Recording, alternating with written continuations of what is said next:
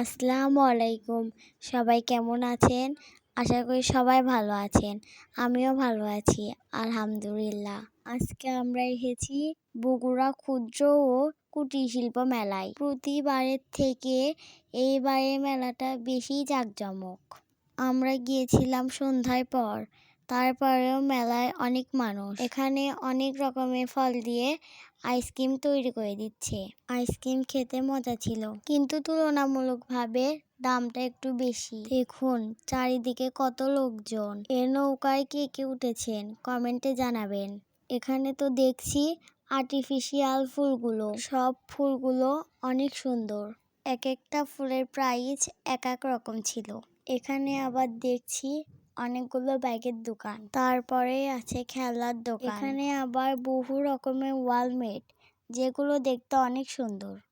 এখানে আরো আছে বাইরের কোকোরাইস আইটেম। সব মিলিয়ে মেলায় সবকিছুর দামই অনেক। এখানে আবার সুন্দর সুন্দর বেলুন বিক্রি করছে।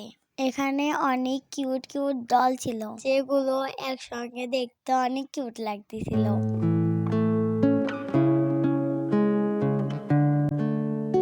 এই দোকানেও অনেক কোকোরাইস আইটেম ছিল। চারদিকে অনেক রকমের দোকানপাট। দেখুন এখানেও কত রকমের ডল, যার পার পিস ছিল 200 টাকা। চারিদিকে অনেক খেলনার দোকান।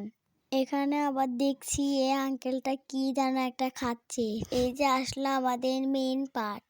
এখানে আরো অনেক সুন্দর সুন্দর কাঁকড়া, মালা, ক্লিপ, কানের দুল সবকিছুই ছিল। এখানে আবার অনেক রকমের আংটি ও ব্যাস ছিল। সঙ্গে ছোটদের জুতাও ছিল। জুতাগুলো দেখতে অনেক কিউট কিউট। এখানে অনেক সুন্দর সুন্দর হিজাব পেন ছিল, আরো অনেক কিছু। এখানে কাচের চুড়িগুলো অনেক সুন্দর ছিল।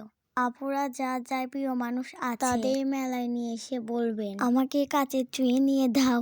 এখানে আবার অনেক বড় কাপড়ের দোকান দেখছি, যেখানে অফার ছিল 3টে কিনলে একটা ফ্রি। এখানেও অনেক সুন্দর সুন্দর বাইরে আংটি, মালা ও ব্যাস ছিল। মেলায় যেতে আমার মতো কার কার ভালো লাগে কমেন্টে জানাবেন। আসসালামু আলাইকুম।